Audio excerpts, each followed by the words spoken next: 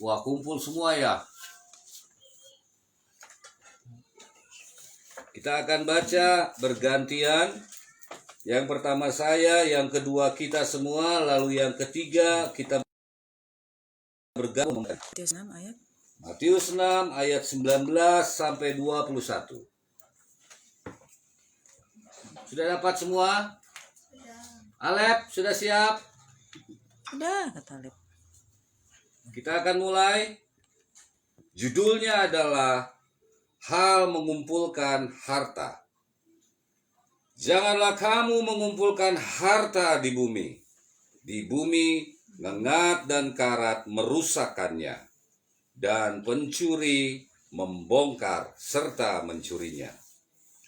Tetapi kumpulkanlah bagimu harta di surga. Di surga ngengat dan karat tidak merusaknya, dan pencuri tidak membongkar serta mencuri. Sama-sama, karena di mana hartamu berada, di situ juga hatimu berada.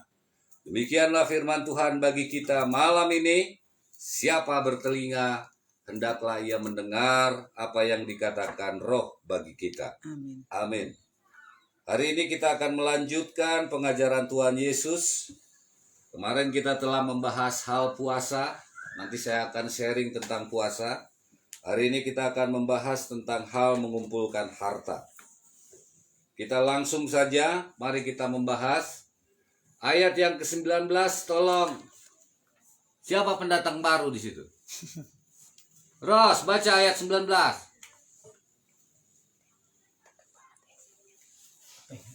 Dekat banget ini. Apa bang? Matius 6 ayat 19. Baca Alkitab. Ayat 19 ya. Ya. Ulang mah patupuhan latiam harta benima itano on bani ianana taringat tasik apa disik Ya. bani inuanak bani Ya. Arbuhu anjaha tartak panangku bahasa Batak. Ya. Kami ngerti kok karena kami orang Batak. Selalu aja. Unang patupu hartamu. Cenah. Kita akan mulai. Ini adalah pengajaran yang disampaikan oleh Tuhan Yesus bagi kita. Saya hanya ingin mengulang perkataan saya yang saya sadari bahwa ini adalah perkataan pengajaran yang disampaikan oleh Tuhan Yesus. Ingat ya, bukan saya yang mengatakan, tetapi Tuhan Yesus. Sekali lagi saya katakan bahwa yang berbicara di sini adalah Tuhan Yesus. Tolong di-mute, Ros.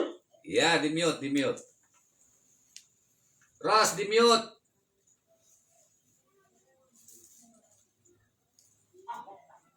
Di-mute dulu, mute. Dipamati lo, be. Suaranya. Matikan dulu Mika, nggak ngerti mama.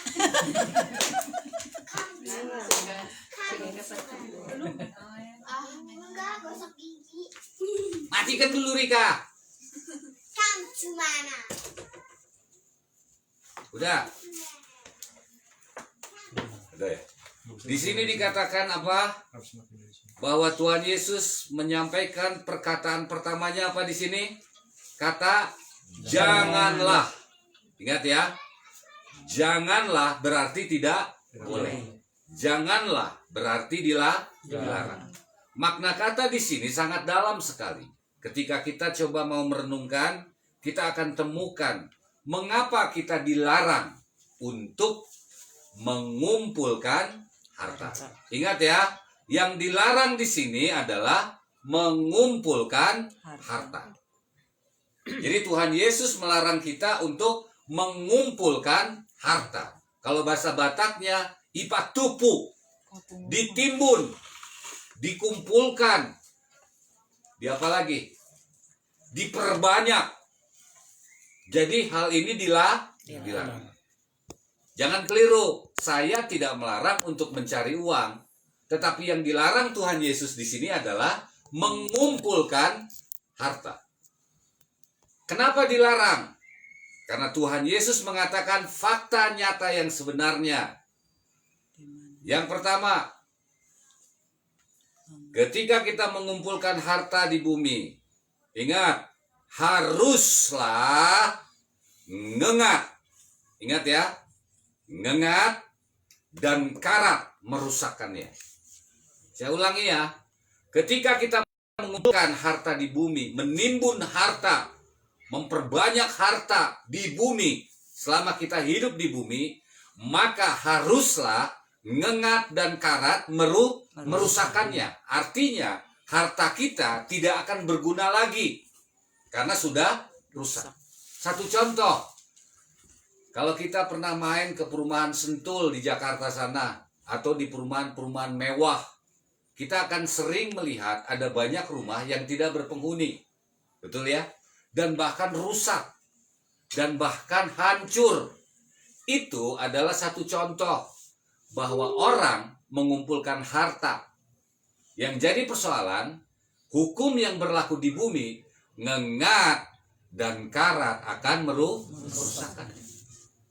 Ini yang ngomong siapa? Tuhan Yesus. Lalu yang kedua, kenapa kita dilarang mengumpulkan harta di bumi? Karena pasti, coba perhatikan, karena pasti pencuri membongkarnya. Pencuri membongkarnya dan mencuri. Jelas ya? Jadi kenapa Tuhan Yesus melarang kita untuk mengumpulkan harta di bumi selama kita hidup? Karena yang pertama dan kedua jelas kesimpulannya, kita hanya akan merasakan kerugian besar dan kesia-siaan. Sementara pekerjaan mengumpulkan harta bukanlah pekerjaan yang mudah. Pekerjaan mengumpulkan harta merupakan pekerjaan yang memerlukan pengorbanan. Pekerjaan mengumpulkan harta pastilah mengeluarkan keringat, pastilah mengandung resiko. Pekerjaan mengumpulkan harta pasti juga mendatangkan sesuatu yang harus kita bayar. Tetapi persoalannya di sini Tuhan Yesus mengatakan, semua yang kita kumpulkan di bumi ini akan menjadi sia-sia. Dan pekerjaan kita tidak akan pernah dihargai. Siapa dia? Paham ya? Pekerjaan kita dalam mengumpulkan harta tidak akan pernah dihargai. Lalu yang menjadi masalah sekarang apa? Yang perlu kita coba untuk cermati dari statement Tuhan Yesus ini. Pekerjaan mengumpulkan harta adalah sesuatu pekerjaan yang berlangsung di bumi ini. Yang dikerjakan oleh semua orang. Yang dikerjakan khususnya orang-orang yang tidak percaya. Orang-orang yang belum pernah mendengar firman ini. Hidup motivasinya hanyalah untuk mengumpulkan harta. Bukan untuk mencari makan. Tetapi mereka berjuang bagaimana supaya mereka mempunyai harta yang cukup, harta yang lebih, dan bahkan harta yang bisa diwariskan kepada keturunan. Ini adalah konsep kerja orang dunia. Saya juga dulu begitu. Tetapi yang jadi persoalan sekarang, yang perlu kita cermati, rasa nikmat ketika kita memiliki harta, ini yang perlu kita waspadai. Kenapa Tuhan Yesus melarang? Karena ada rasa nikmat ketika kita memiliki harta plus mengumpulkan harta. Apa yang dimaksud dengan kenikmatan di sini? Manusia akan memuji kita. Itu artinya kita akan beroleh kemuliaan, kita akan beroleh kehormatan kalau kita banyak harta. Ini adalah fakta di lapangan. Lalu yang kedua, kita akan merasa percaya diri. Kita akan merasa percaya diri. Kita akan merasa aman. Kita akan merasa tentram kalau kita punya banyak harta. Ingat ini. Kenapa saya bisa bicara begini? Karena saya orang pertama yang lakukan ini. Artinya apa? Enak banget ketika kita memiliki banyak harta. Kita merasa aman, kita merasa nyaman, kita juga bisa sombong, kita juga bisa pamer, kita juga akhirnya mendapat pujian, kita merasa tenang akan hari depan kalau kita punya uang, apalagi dalam jumlah banyak. Tetapi mari kita uji kebenaran Tuhan Yesus ini. Kalau tidak benar, kita nggak usah dengar. Siapa di sini yang sudah mengumpulkan harta, nggak usah terlalu banyak, tetapi hartanya dirusakkan atau dicuri? Ayo ngacung. Jepannya ngacung. Di sana ada yang mau ngacung nggak? Ada yang pernah kena tipu? Aliar. Siapa lagi? Kak nggak mau ngacung. Pinang tua senyum. Siapa lagi? Yang pernah hartanya dicuri oleh orang, ditipu, ataupun hartanya rusak. Kakak mau ngaku? Ya, ngaku. Lian mau ngaku nggak? Agus, ngaku. Akhirnya semua membenarkan perkataan Tuhan Yesus. Bahwa segala sesuatu yang kita punya dan kita kumpulkan dan kita rawat dan kita jaga, dua saja hukumnya di bumi ini. Rusak atau dicuri. Sudah gitu aja. Rusak atau dicuri. Dulu nih, bapaknya opung kita nih, bapaknya mama saya adalah orang yang sering mengumpulkan harta. Betul ya, Pung ya? Menimbun harta dan hartanya sangat banyak. Kalau ada yang ingat, itu dinding-dindingnya itu dijadiin bank sama dia. Disitulah tempat penyimpanan uang. Disitulah tempat penyimpanan uang yang sangat banyak dan tidak diketahui oleh siapa-siapa. Ini bukan cerita bohong. Lalu apa yang terjadi dengan hartanya? Saya mau kasih tahu. Tidak ada satupun yang bisa dinikmati oleh keturunannya. Tidak ada satupun dari keturunannya yang bisa menikmati harta yang dikumpulkan oleh bapaknya opung. Sampai akhirnya ketahuanlah. Tetapi uang-uang tersebut sudah tidak berlaku. Tidak bisa ditukar ke bank, tidak bisa juga ditukar untuk membeli sesuatu. Itu artinya yang dikatakan Yesus itu benar. Bahwa harta yang kita kumpulkan di bumi ini, ngengat dan karat pasti merusak. Sudah itu. Tolong sadarlah. Saya nggak tahu kenapa saya harus menggebu-gebu mengatakan ini. Karena ini adalah sebuah kebenaran. Ada hal yang sia-sia dan sangat sia-sia ketika kita orientasinya hanyalah harta. Benar, saya juga mengerti. Manusia mengukur kita dengan harta. Dunia menjadikan harta sebagai tolak ukur pemujaan terhadap diri kita. Tetapi Tuhan Yesus katakan, dilarang. Paham ya? Sudah sangat ngerti ya? Ingat ya, bukan mencari uang yang dilarang Tuhan Yesus. Bukan untuk memenuhi kehidupan yang dilarang Tuhan Yesus. Tetapi keinginan mengumpulkan agar harta kita banyak sebagai sebuah kekuatan di mata manusia dan di depan kita. Itu yang dilarang. Kenapa? Karena itu semua akan lenyap. Artinya hanya akan mendatangkan masalah. Mari kita lihat ayat keduanya.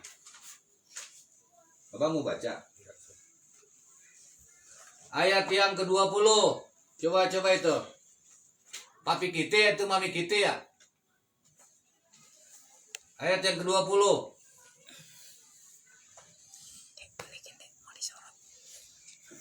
Tetapi kumpulkanlah bagi disorot. harta di surga. Di surga ngekak dan karat tidak merusakkannya. Dan pencuri tidak membongkar serta tidak. Tetapi kumpulkanlah bagimu harta di sorga. Ingat ya, saya ulang ini.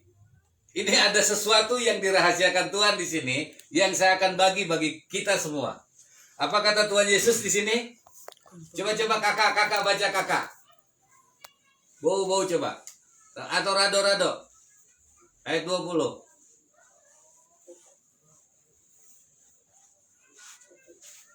Matius 6 ayat 20. Tetapi kumpulkanlah bagimu harta di surga.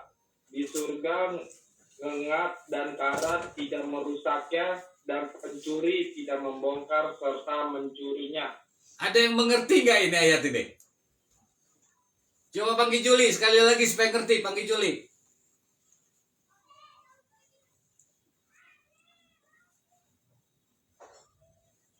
Tetapi kumpulkanlah bagimu harta di surga. Di surga ngengat dan karat tidak merusakannya, Saya ulang ya. dan pencuri tak mencurinya. Ya, saya ulang. Perhatikan sekali. Ini rahasia yang disingkap bagi saya. Tetapi kumpulkanlah bagimu. Kumpulkanlah Bagimu. Ini kata perintah apa kata keterangan? Perintah. Bang, perintah apa keterangan? Perintah. Perintah. Ingat nih ya. Ingat ya, Dok. Tetapi kumpulkanlah bagimu harta di sorga. Yang jadi pertanyaan, kenapa kita disuruh mengumpulkan harta di sorga? Karena pencuri tidak bisa mencuri. Ayo. Ada nggak yang berpikir begini? Bahwa nanti ketika saya di sorga, saya sudah punya harta kalau saya kumpulkan harta di sorga. Ada nggak yang berpikir begitu? Kira-kira seperti itu nggak gambarannya? Saya mau kasih tahu, betul seperti itu. Soak dengarnya. Ini nggak ada yang jelasin begini loh. Benar nggak seperti ini teorinya? Di sorga kelak, kalau kita sudah kumpulkan harta, berarti kita punya harta. Kalau kita tidak kumpulkan harta di sorga, punya harta nggak di sorga? Kelar, karena ini perintahnya adalah kumpulkanlah bagimu. Buat siapa? Diri kita. Buat siapa? Diri kita. Bukan buat anak kita, bukan buat mama kita, bukan buat keluarga kita, tetapi buat diri kita masing-masing. Alkitab mengatakan begini, keselamatan itu dikerjakan masing-masing. Tidak ada saya kumpulkan buat istri saya di sorga, tetapi buat dirimu. Paham ya Pak ya? Kumpulkanlah bagimu harta di sorga. Sebab di sorga tidak ada ngengat, tidak ada karat, dan tidak ada pencuri. Tetapi ya bukan itu yang sedang saya mau bahas. Kalau kita tidak kumpulkan harta di sorga, kita tidak punya harta. Ini nangkep ya. Kalau kita tidak mengumpulkan harta di sorga, kita tidak punya harta. Jadi jangan begini nih. Nanti saya masuk sorga, semua dicukupkan Tuhan. Jangan ngomong begitu. Karena di sini akhirnya kita tahu syarat di sorga itu harus punya harta yang kita kumpulkan. Nanti kalian akan mengerti ini. Jadi yang harus kita pahami di sini adalah coba sekarang ubah orientasi pemikiran tentang mengumpulkan harta di bumi ini dengan beralih kumpulkan di sorga. Sebab kalau di sorga kita tidak punya harta, ya sudah kita nggak punya harta.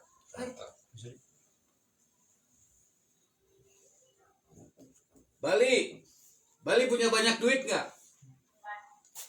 Orang Bali? Nggak ada. Wah, siapa lagi yang nggak punya duit? Panggil Juli punya duit nggak? Hasil ngumpul harta ada nggak? Agus punya tabungan nggak yang banyak?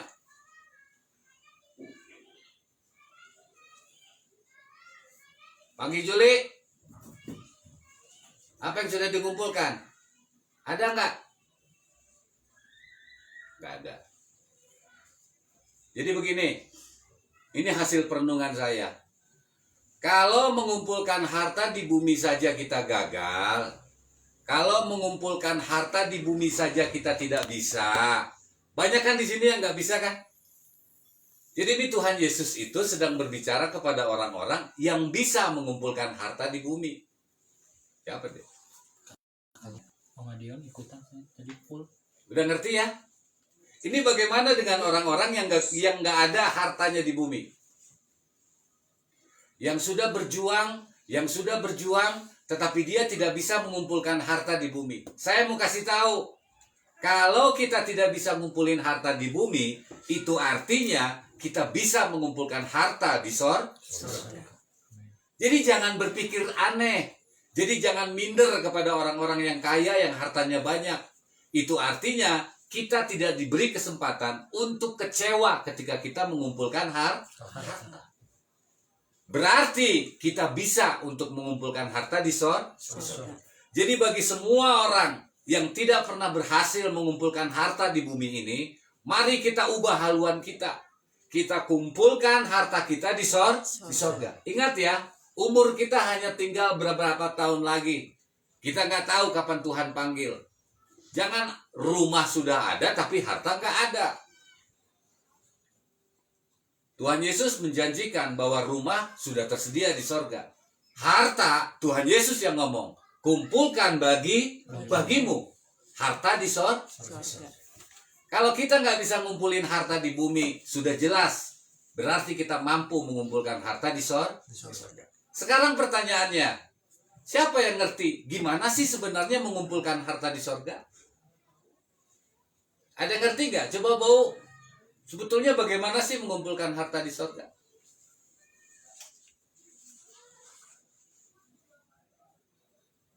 Mengumpulkan harta di sorga itu yaitu kita tekun, beribadah, mencintai Tuhan, mengasihi sesama, menolong orang lah, ya kan, menabur di dunia, tapi nanti kita akan dapatkan di surga.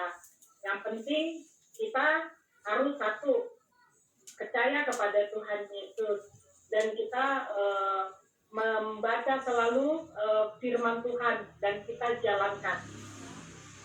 Ya. Bali, bagaimana cara mengumpulkan harta di sorga?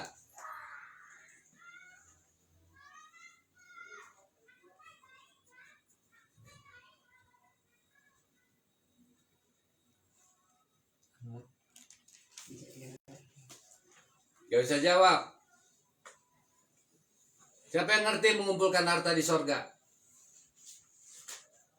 Ini jangan saya. Gimana Ros, gimana ngumpulin harta di sorga? Nyalain dulu mic-nya. Mengasihi sesama, menolongin sesama. Itu Ya. aja. Ya, itu Tadi aja. baca firman. Ya. Boros, mengumpulkan harta di sorga gimana? Baca Alkitab setiap hari. Ya. Itu cara mengumpulkan harta di surga. Wah, itu hebat itu. Tulang jaris menanya bagaimana caranya satu. Melakukan 10 hukum Taurat tulang. Melakukan Ya, 10 tapi- hukum Taurat. Iya, tapi kita harus nyuri singkong orang. Halo tulang jarisman. Nanya bagaimana caranya. Bagaimana caranya mengumpulkan harta di sorga? Ketika saya bertanya begini, pendengar di Facebook juga bertanya, bagaimana cara kita mengumpulkan harta di sorga? Ingat ini ya, jangan dikira kalian ngerti. Memang bagaimana cara mengumpulkan harta di sorga? Apakah uang kita kumpulkan di sana? Tidak. Tidak. Uang tidak berlaku di sorga. Tetapi uang bisa dipakai untuk mengumpulkan harta kita di sorga. Ingat, saya akan bahas, ini enak loh, meruntun ayat pembacaan firman Tuhan Yesus dari awal dan akhirnya kita ngerti. Ada 3 hal aja dulu yang sudah kita pelajari, yang merupakan janji dan tiket dan upah yang akan merupakan harta kita di sorga. Yang pertama adalah yang kita bahas, hal memberi sedekah. Ini sudah kita bahas ya. Hal memberi sedekah. Ini satu contoh nih. Ketika kita kebaktian di sini, inang tua sama inang tongahnya selalu terbeban untuk membuat kita makan sehabis kebaktian. Ini salah satu contoh hal memberi sedekah. Atau ada orang yang jauh lebih membutuhkan uang yang kita punya karena mereka keadaannya sangat sulit, lalu kita beri. Ini merupakan cara untuk mengumpulkan harta di surga. Tapi ingat, itu semua sesuai dengan ukuran yang kita punya. Ingat ya, kalau kita memberi menurut kita sedikit, harta kita di surga sedikit. Yang pertama adalah caranya ya tulang ya, memberi sedekah, memberi kepada pelayan-pelayan Tuhan, memberi kepada orang yang membutuhkan, memberi doa kepada orang sakit, mengunjungi orang di penjara, memberi makan orang lapar. Itu adalah cara salah satu untuk mendapatkan tiket atau janji mengumpulkan upah di surga. Udah ngerti ya? Jadi harta yang kita punya jangan dikumpulkan, tetapi dibuat untuk sebagai media kita mengumpulkan harta di surga. Dan lucunya, pengalaman saya, setiap saya punya uang, setiap saya punya harta, lalu saya bagi kepada orang yang membutuhkan, harta saya nggak habis, malah nambah. Itu artinya Tuhan Yesus senang kalau kita menabur. Itu yang seperti Bow katakan. Kalau kita menabur, senang. Tuhan akan kasih benih. Jadi jangan tidak dipakai. Berkat yang Tuhan pakai, yang Tuhan beri buat kita. Jangan tidak dipakai, karena itu adalah sarananya untuk mengumpulkan harta di surga. Lalu yang kedua, yang dikatakan Ros, berdoa dan membaca firman. Berdoa dan membaca firman itu juga mendatangkan upah. Ingat ya, berdoa di tempat yang tersembunyi, memberi di tempat yang tersembunyi, itu mendatangkan upah. Ini yang dikatakan Tuhan Yesus, harta yang merupakan upah-upah dari semua yang kita kerjakan adalah harta kita di surga. Lalu yang ketiga, ini yang saya mau kasih tahu yang kita bahas kemarin, berpuasa. Itu juga merupakan sarana kita untuk mengumpulkan harta di surga. 3 hal yang Tuhan Yesus ajari bagi kita: memberi sedekah, berdoa, dan berpuasa di tempat tersembunyi merupakan sarana kita untuk mengumpulkan harta di surga. Saya mau cerita pengalaman saya. Minggu kemarin saya mengajak keluarga besar saya. Apakah sudah ada yang menjalani puasa 1 minggu 1 hari? Ada nggak? Juli nggak puasa? Enggak. Siapa yang puasa? Saya mau berbagi dan saya konsekuen dengan apa yang saya sampaikan. Waktu hari Senin saya berpuasa, tapi bukan tujuannya untuk ngasih tahu atau mempertunjukkan atau pamer. Tapi ini adalah pengalaman pertama saya dalam hidup saya, melakukan puasa sebagai sebuah ibadah. Saya hanya berdoa dan berpuasa 24 jam. Tahu apa yang saya dapatkan? Nih saya mau kasih tahu. Sampai detik ini saya bingung. Kenapa ya? Sejak saya berpuasa, ketika saya berdoa, walaupun doa makan, itu rasanya langsung terhubung ke surga. Rasanya saya langsung dipenuhi oleh kuasa. Itu loh, saya mau bagi itu. Saya berhasil menyelesaikan puasa. Dan ini hasilnya. Ketika saya berdoa, kok saya langsung terhubung. Nggak seperti itu biasanya. Jevanya lakukan puasa? Belum. Aldia? Belum. Kerjakan dong. Tapi ini saya mau kasih tahu. Ketika saya berpuasa, akhirnya saya tahu saya punya harta baru di sorga. Dan ketika saya berdoa, saya terhubung langsung dengan sorga. Mari kita baca ayat terakhir. Ayat 21. Siapa mau baca? Itu Bapak Piale. Papi Alep. Ya Tuhan. Matius 6 ayat 21. Karena di mana hartamu berada, di situ juga hatimu berada. Karena di mana hatimu berada, di situ juga hatimu berada. Ini siapa yang mau menyangkal perkataan ini? Siapa yang punya uang di bank? Pasti hatinya ada di bank. Siapa yang punya uang, uangnya dipinjam sama orang. Pasti uangnya, hatinya ada pada orang yang pinjam uang. Siapa yang punya tagihan yang belum dibayarkan, pasti hatinya berharap kepada tagihan. Lah ini para penjual online nih. Kalau Shopee belum kucurkan, hati kita masih tetap ke sana. Betul ya? Ini yang dikatakan Tuhan Yesus. Siapa yang punya deposito? Pasti hatinya ada di deposito. Tapi kalau yang punya hutang, pasti hatinya nggak ke situ. yang mempiutangi yang hatinya ke situ. Paham ya? Lalu pertanyaannya, kita jujur menjawab untuk perubahan. Siapa yang hatinya ada di sorga? Siapa? Ada nggak di antara kita yang hatinya itu ada di sorga?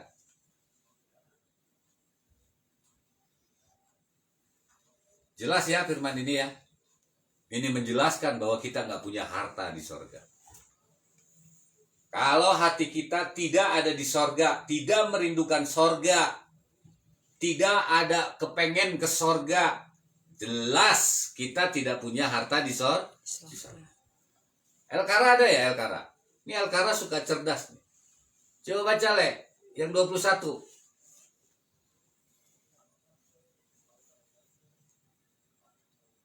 Elkara ada ya? Ayat 21. Berapa?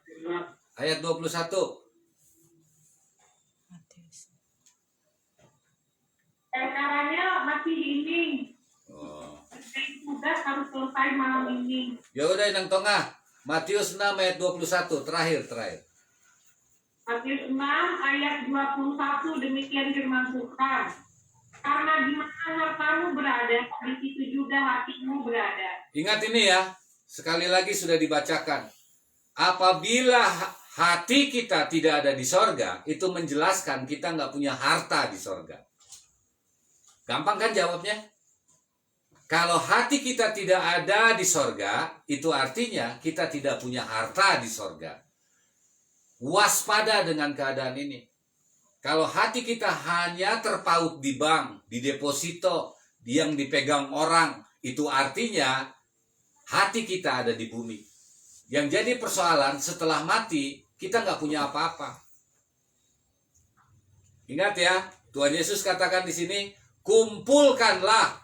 Bukan Tuhan Yesus yang ngumpulin, tetapi kita yang harus mengumpulkan harta bagi kita di sorga. Ingat ini. Jangan sampai nanti kita mati, bengong. Begitu di sorga kita nggak punya apa-apa. Dalam, 3 ayat dalam. Tetapi ini cukup membuka hati dan pikiran kita. Demikianlah firman Tuhan bagi kita. Biarlah kiranya Roh Kudus yang membuat kita mengerti semua perkataannya. Mari kita berdoa.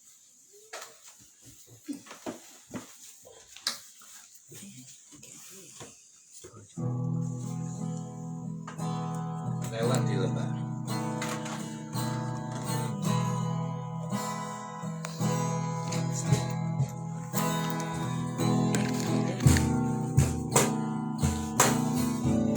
Mana no?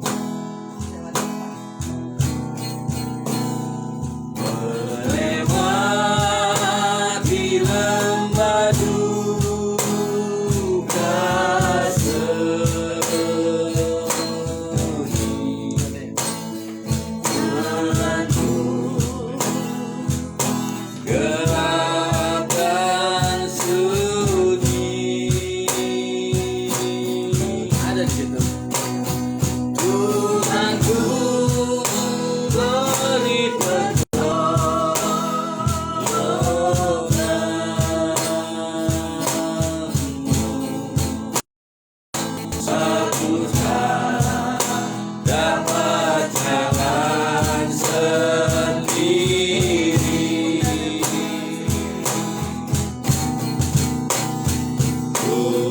tak dapat jalan sendiri.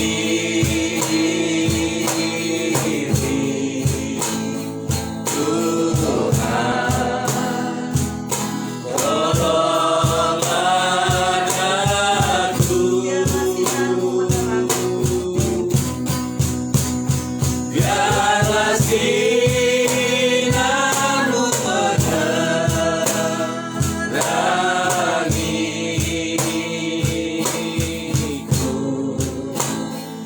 aku tak dapat jalan sendiri.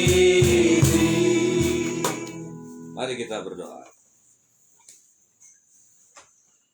Terima kasih untuk jamahan dan pengajaran yang Engkau sampaikan kepada kami, ya Tuhan Yesus Kristus. Hari ini Engkau telah membuka sebuah tirai di dalam hati dan pikiran kami, di mana di dalam perjalanan hidup kami, inilah yang telah kami kerjakan. Jika kami tidak mencari uang, jika kami tidak mencari harta, dan jika kami tidak mengumpulkan harta bagi kami di bumi ini, maka kami bukanlah orang-orang yang hidup di dunia ini. Kami benar-benar menyadari Tuhan Yesus. Hari ini Engkau memberitahukan kepada kami, agar kami tidak mengumpulkan harta bagi kami di bumi ini. Karena harta yang kami kumpulkan, benar Tuhan, rusak oleh ngengat dan oleh karat. Dan bahkan pencuri telah membongkar dan mencurinya dari kami. Ini pengalaman hidup kami. Sungguh Engkau benar dalam perkataanmu. Hari ini Engkau telah memerintahkan kepada kami, agar kami mengumpulkan harta bagi kami sendiri di sorga. Agar di sorga kelak kami memiliki harta. Terima kasih Tuhan Yesus. Biarlah firman-Mu terus bekerja di dalam hati dan pikiran kami. Dan biarlah firman yang barusan kami dengar berkuasa atas kami dan mengubahkan hidup kami.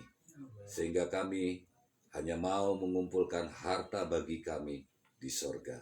Sebab di sorga tidak ada ngengat dan karat yang akan merusak, dan tidak ada pencuri yang akan membongkarnya. Terima kasih Tuhan Yesus. Sungguh kami mau berdoa bagi keluarga besar kami. Inilah pertobatan kami.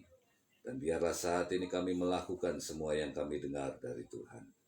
Kami senang keluarga besar kami yang di Bali, yang di Pekanbaru ikut bergabung.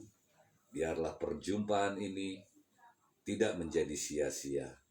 Tetapi Tuhan semakin menguatkan iman percaya mereka dan kerinduan mereka terhadap Tuhan sebagai kekuatan di dalam hidup mereka. Khusus bagi Rika Tuhan, biarlah Engkau menyembuhkan sakit penyakitnya. Sebab Tuhan memiliki kuasa dan sanggup menyembuhkan dia dari sakit penyakitnya. Terpuji nama-Mu Bapa di sorga. Di dalam nama Yesus kami berdoa. Amin. Amin. Kita akan kumpulkan persembahan.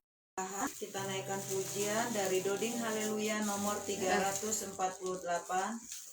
Sauhur Sapan Riyahma.